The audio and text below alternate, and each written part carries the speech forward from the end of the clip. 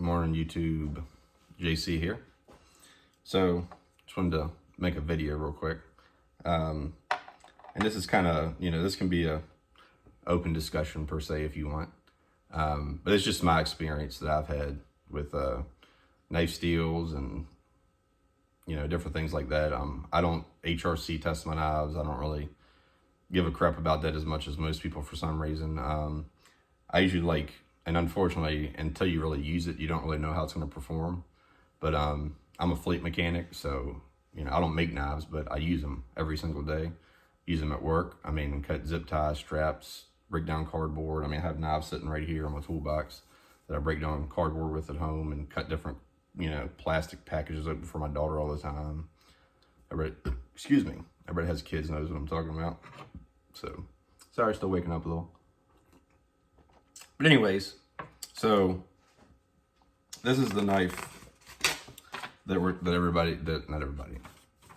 people are talking about, Kershaw's Magna Cut treatment, saying it's not proper treatment because it's only up to 62 per se HRC, the Rockwell test, and they're saying that unless you get, and I've seen one reviewer talk about it, you guys know who I'm talking about, that unless you get Magna Cut to 65, that's not proper heat treatment.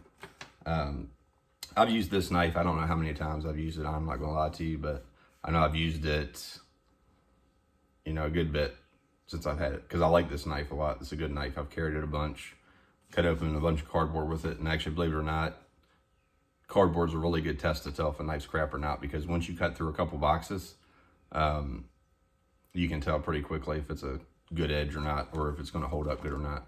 So let's see if this thing still cuts paper or not.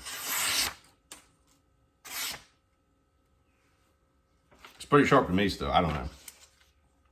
I guess I don't know what the hell I'm talking about, but and it's pretty effortlessly. I mean, it just zipped through it. Not much rough edges there. But here's another one, and this isn't even Magna Cut.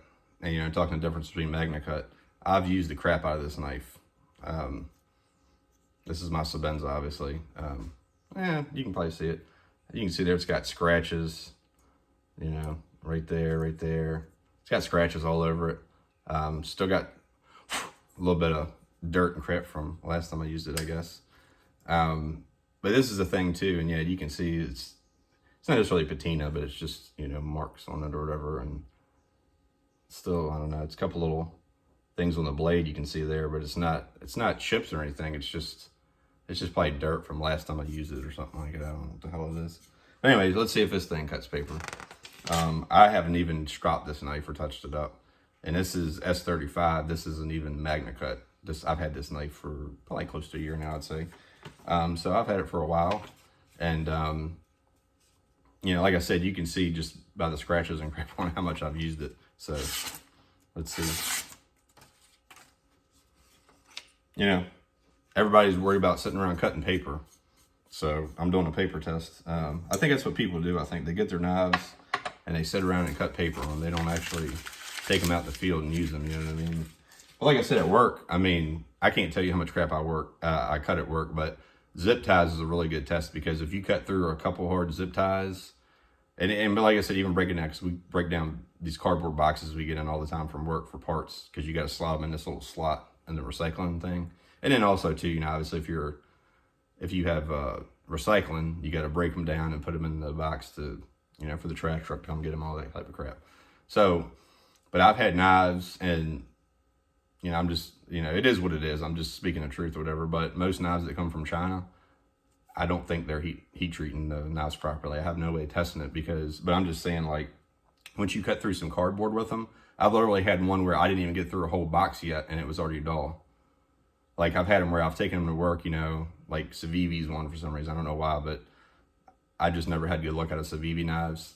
I've cut a couple things with them. I've had them go dull in one day, and then at the end of the day, you're cutting a box open, you literally can't even cut a freaking box open, with it.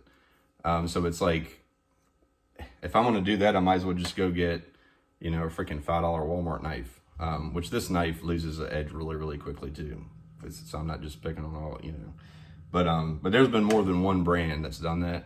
That's why I like Vodsteed so much. Vodsteed And you can look at Love Them Knives. He does knife testing where he sends the actual knives out and they test the blades and see if it's actually what it's supposed to be. Because some people will put D2 or whatever on a blade and it doesn't even come back as that. You know, forget the HRC. Is it even what the heck they say it is? The blade steel they say it is. You know, that's another whole topic. But one of my favorite, and not just that, and everybody's different, so I'm not, you know, saying, but I just mean for me personally, M4 steel. M4 steel to me holds up so freaking well. It just, to me, I mean, it's just like you're never gonna have to freaking sharpen it almost. I had one at Spyderco one time. I dropped it on the ground, never broke. I mean, it literally landed like I saw it go right in the concrete, the tip, and it didn't break the tip. I picked it up, and not this one, obviously. This is a Demco, but I picked it up, still cut paper, you know. And M4, man, this is an M4 blade. I use this one a bunch. I have it, and this one in blue, and I'm lucky to have these, to be honest with you. But you can see, I mean, it's getting a little patina on there. But to me, I haven't had a problem with them rusting or anything like that in either of these or the Spydercos. And that's the two I can think of that is M4 steel. But, you know, I use this knife. I use it at work. I had this one in the blue one. The blue one is the shark's foot one, which is a little bit shorter of a blade, so it's a little lighter, and this one's a little longer. I love these knives at work because when you pull them out, people look at you and you're like, because, you know, it's a pretty big blade. So, but geez, dude, like M4, and I mean, I use this, I can't tell you how many times I've used this knife, really, I can't. It just holds up so freaking well, man, you know. And this is the 20S, the two I have.